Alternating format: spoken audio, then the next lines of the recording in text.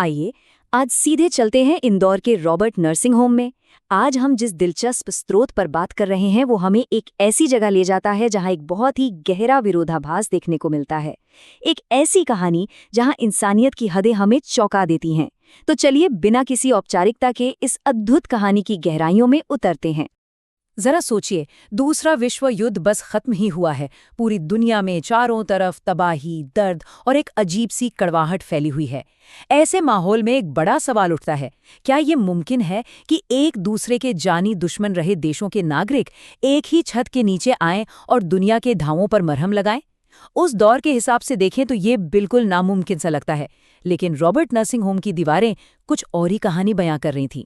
और यहीं पर इस कहानी का सबसे हैरान करने वाला विरोधाभास सामने आता है।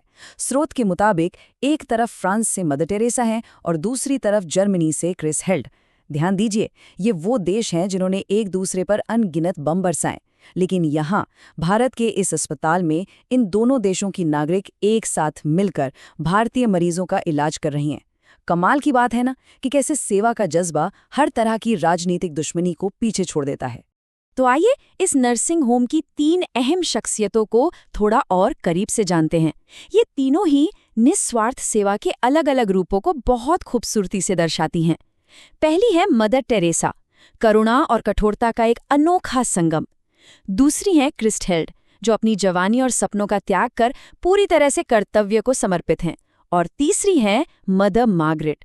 उम्र ज्यादा है लेकिन ऊर्जा असीम है और उनके पास एक ऐसा जादू है जो सबको हैरान कर देता है। शुरुआत करते हैं मदर टेरेसा से। जब लेखक पहली बार उनसे मिलते हैं तो उनकी उम्र कोई 45 साल के आसपास रही होगी। सफ़ेद साड़ी पहने लंबे कद वाली इस शख्सियत से एक ऐसी गर्माहट और ऐसा प्यार झलकता था जिसे बस महसूस किया जा सकता है। स्रोत बताता है कि उन्होंने खुद किसी बच्चे को जन्म नहीं दिया था, लेकिन फिर भी वो दुनिया के सबसे पीड़ित और लाचार लोगों के लिए एक सच्ची माँ बन चुकी थीं। उनके इस अनोखे स्वभाव को समझाने के लिए लेखक ने एक बहुत ही सटीक और खूबसूरत रूपक का इस्तेमाल किया है, मिश्री। मिश्री को बाहर से देखिए तो वो एक कठोर, सख्त टुकड़ा लगती है, लेकिन अंदर से वो अकल्पनीय रूप से मीठी होती है। ठीक इसी तरह मरीजों की देखभाल करते वक्त मदर टेरेसा का अनुशासन भले ही ऊपर से बेहद सख्त या कठोर लगे, लेकिन उस सख्ती के ठीक पीछे एक बहुत ही गहरा और मीठा प्यार छिपा होता था। उनका ये एक वाक्य उनके पूरे सेवा भाव को समेट देता है, कल मैं उसके लिए प्रार्थना करूंगी जो अधिक कष्ट में होगा। जब एक मरीज उनसे पूछता है कि क्या वो अगले दिन भी उसके लिए प्रार्थना करेंगी, तो वो ये जवाब देती हैं। ये दिखाता है कि उनका समर्पण कितना सच्चा है। वो अपनी प्रार्थनाएं और अपनी ऊर्जा हमेशा उन लोगों के लिए बचाकर रखती हैं जिन्हें उनकी सबसे ज्यादा जरूरत होती है। अब ध्यान देते हैं क्रिस हेल्ड पर।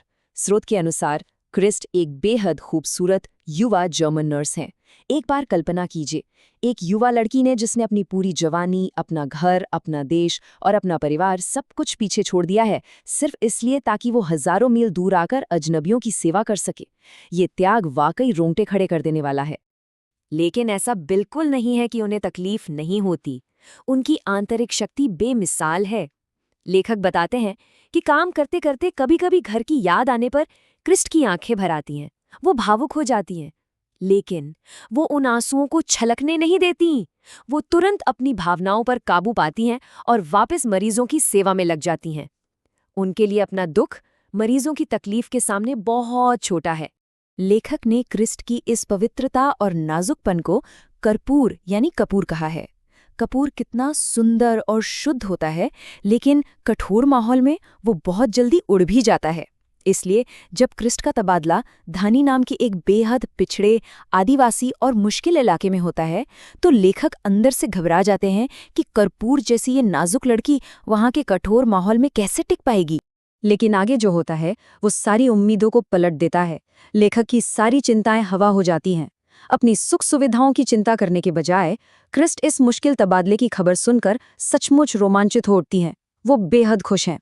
ये साबित करता है कि उनका जीवन आराम के लिए नहीं, बल्कि पूरी तरह से निस्वार्थ सेवा और चुनौतियों को गले लगाने के लिए बना है। अब इस कड़ी में तीसरी और सबसे सीनियर नर्स से मिलते हैं, मदर मार्गरेट। उम्र के इस पड़ाव पर होने के बावजूद उनकी ऊर्जा की कोई सीमा नहीं है। लेखक उनकी स्फूर्ति और खुशी को देखकर बिल्कुल दंग रह जाते हैं। नर्सिंग होम में उनका होना किसी असली जादू से कम नहीं लगता। स्रोत में यहाँ एक बहुत ही दिलचस्प तुलना की गई है। असम के मशहूर कामरूप के जादू के बारे में तो सुना ही होगा, जो लोक कथाओं के अनुसार इंसानों को जानवर या मक्खी बना देता है, यानी एक विनाशकारी जादू। लेकिन मार्गरेट का जादू बिल्कुल उल्टा है। उनका जादू दर्द और बीमारी से टूट चुके मक्खियों जैसा जीवन जी रहे मरीजों को वापस एक जीता जागता स्वस्थ इंसान बनाने का जादू है। उनका मरीजों को संभालने का तरीका एकदम अनोखा और बहुत ही प्रैक्टिकल है। जब एक रईस मरीज अपने दर्द को लेकर लगातार शिकायत कर रहा था, तो मार्गरेट ने उसे बड़ी ही समझदारी से 3 वाक्यों में जिंदगी का फलसफा समझा दिया। उन्होंने कहा, आज सब कुछ है, कल थोड़ा कम होगा और उसके बाद कुछ नहीं। बस ये सीधा सा गणित इंसान को हर दर्द सहने की हिम्मत दे देता है। अब अगर हम इन तीनों की कहानियों को एक साथ रखकर देखें, तो एक बहुत बड़ा सवाल मन में कौंधता है। क्या सीमाएं और देशों के बंटवारे सिर्फ वो दीवारें हैं जो इंसान ने अपने ही दिमाग में खड़ी कर ली हैं? मदर टेरेसा और क्रिस्ट हेल्ड के बीच फ्रांस और जर्मनी की कोई पुरानी दुश्मनी नहीं है। वो एक दूसरे को सिर्फ और सिर्फ मानवता के सिपाही के तौर पर देखती हैं। और सच कहें तो ये इस पूरी कहानी का सबसे गहरा और शक्तिशाली दार्शनिक पहलू है। हमारे यहाँ अक्सर लोग गर्व से गीता का पाठ करते हैं, कर्म योग पर बड़ी बड़ी बातें करते हैं, लेकिन स्रोत एकदम साफ शब्दों में कहता है कि वास्तव में गीता के निष्काम कर्म को तो ये विदेशी नर्सें जी रही हैं। असली कर्म सिर्फ बोलने या दोहराने में नहीं है, बल्कि बिना किसी स्वार्थ के दूसरों की सेवा करने में है। तो इस पूरी चर्चा से हम क्या सीख सकते हैं? पहली बात, मानवता दुनिया के किसी भी बॉर्डर और किसी भी युद्ध से बहुत ऊपर है। दूसरी बात, सच्चा कर्तव्य सिर्फ शब्दों से नहीं बल्कि कर्मों से साबित होता है। और सबसे अहम बात, निस्वार्थ सेवा ही दुनिया में इंसानियत की सबसे सच्ची और सबसे खूबसूरत पहचान है। इन सारी बातों को जानने के बाद एक सवाल है जो लंबे समय तक सोचने पर मजबूर कर देता है। आज के इस बंटे हुए समय में मानवता अपने बीच खड़ी इन अदृश्य दीवारों को कैसे तोड़ेगी? जब मदर टेरेसा, क्रिस्टी हेल्ड और मदर मार्गरेट जैसी शख्सियतें अपने कर्मों से नफरत की दीवारें गिरा सकती हैं, तो क्या आज हम और आप सच्ची सेवा और कर्म को अपनी जिंदगी का हिस्सा बना सकते हैं? इसी विचार के साथ आज की चर्चा यहीं समाप्त होती है। जोड़ने के लिए बहुत बहुत धन्यवाद।